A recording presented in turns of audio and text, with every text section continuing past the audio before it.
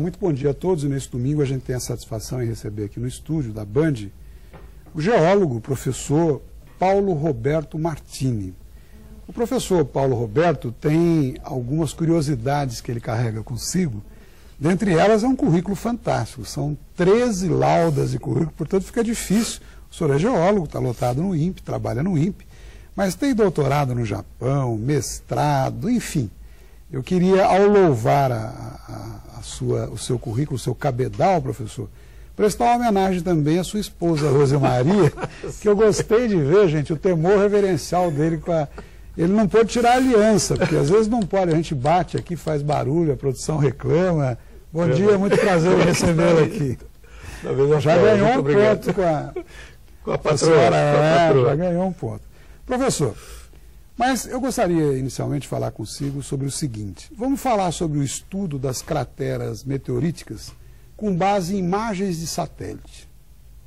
Bom, nesse caso, Carlos, primeiramente, muito obrigado pela oportunidade de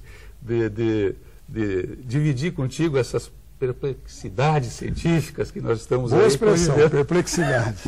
E o senhor, como bom gaúcho e gremista, como o nosso diretor-geral aqui, pode falar muito bem a respeito. Então, no caso das crateras, o que ocorre? Quando a gente olha para a Lua, por exemplo, todos nós gostamos muito da Lua, né? Uhum. E fazemos dela uma espécie de motivo até de boas músicas, como o Gil fez, né? E coisas assim. A gente vê a Lua pontuada dessas crateras. A pergunta que se vem imediatamente é assim, se lá tem, por que aqui não tem, né? Então, nós deveríamos ter tantas crateras quanto a Lua tem. Só que nós não encontramos tão amiudamente essas crateras. Nesse caso, então, a gente usa as imagens de satélite para ver algumas deformações do relevo que nos auxiliem a interpretar, a reconhecer esse tipo de ocorrência. Isso se deve, professor, a impacto de meteoro, no caso? Exatamente, impacto principalmente de asteroides, de grandes asteroides. Há quantos anos atrás? Olha, nós tivemos um grande evento de bombardeamento que foi o que gerou aquelas manchas lunares que a gente olha para cima, vê São Jorge. O corintiano gosta muito de ver São Jorge da Lua, né? Parece São Jorge à distância. Então, esse foi o primeiro grande bombardeamento. Não atingiu só a Lua, mas atingiu a Terra também. Só que a Terra, a erosão, as florestas, a deformação, etc., foram tornando isso sem a representação tão, assim, tão aparente como é na Lua, né? Como evidente. É na Lua. Mas elas estão aí, elas aconteceram, estão aí. A Lua, depois disso, continua a ser bastante bombardeada e a Terra também, né? Pra gente... Mas isso tem algum significado para a gente, em termos práticos, ou não? Apenas uma curiosidade essa constatação? Não, tem coisas práticas, sim, coisas altamente contundentes, inclusive, né? Por exemplo? A origem da Lua é considerada como fruto de um grande impacto de um asteroide do tamanho hoje, digamos assim, de Marte, que pegou a prototerra, né, e separou ela em 3/4, de um lado e 1/4 do outro. Um lado coalesceu, ou seja, foi né, até se transformar na Lua. O outro quarto se consolidou na Terra de hoje. E isso nós estamos sujeitos também. Você vê quanta coisa a gente ignora, o senhor está aqui nos revelando. Professor, ainda nessa linha dessas curiosidades todas, e importantes sem dúvida, eu queria que o senhor falasse sobre os estudos desenvolvidos sobre a interação dos Andes com o Rio Amazonas e a definição das novas nascentes, inclusive para o próprio Rio Amazonas, que o senhor participou disso ativamente. Isso é bacana demais, né? Isso mexe com a gente, mexe com todo mundo, né? Um troço assim...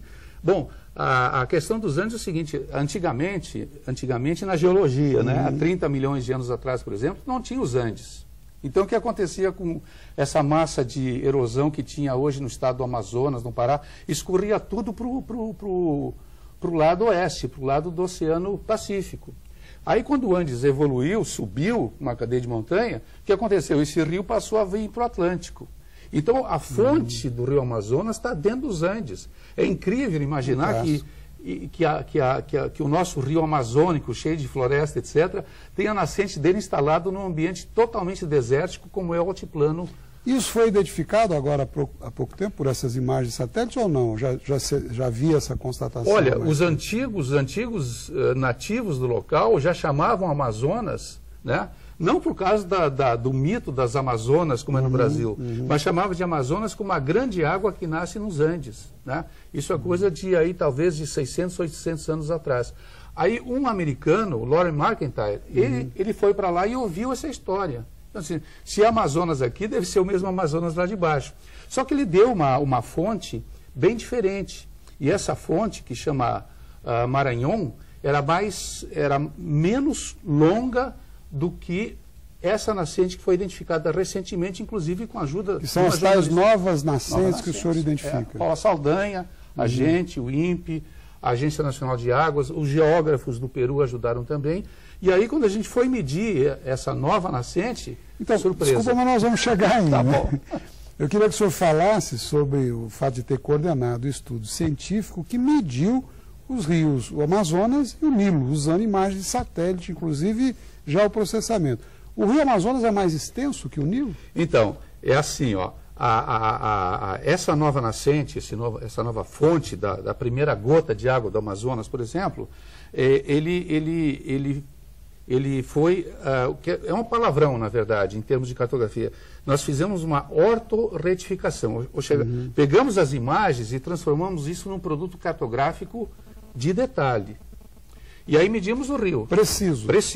Aí medimos o rio, né?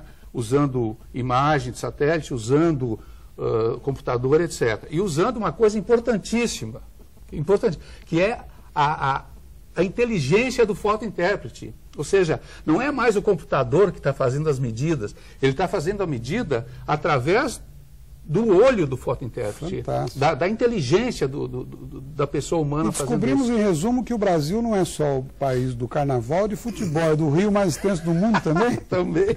Puxa, que fantástico, professor. Então, mas para a gente dizer... o mundo reconhece isso hoje, não? Essa descoberta? Então, o que a gente fez? A gente fez o Amazonas e para mostrar que a gente podia fazer, a gente fez o Nilo também, no mesmo procedimento. Assim como nós aumentamos o comprimento do Nilo em 250 quilômetros, o rio Amazonas, mesmo com esse aumento do Nilo provado pela gente, ele ficou 140 quilômetros mais longo do que o novo Nilo. Ou seja, nós fizemos a coisa para não deixar nenhum tipo... Agora, a inércia, tu sabe como é que é, né? Principalmente a inércia do pensamento estrangeiro com relação a nós. O pessoal tem dificuldade para aceitar isso. Tem. Muito bom. Como eu dizia no início, um programa totalmente diferente, inusitado e com muita curiosidade para o nosso telespectador, com base científica. Eu vou pedir um minutinho de licença, nós vamos para um breve intervalo e já voltamos. Continue conosco. Até já.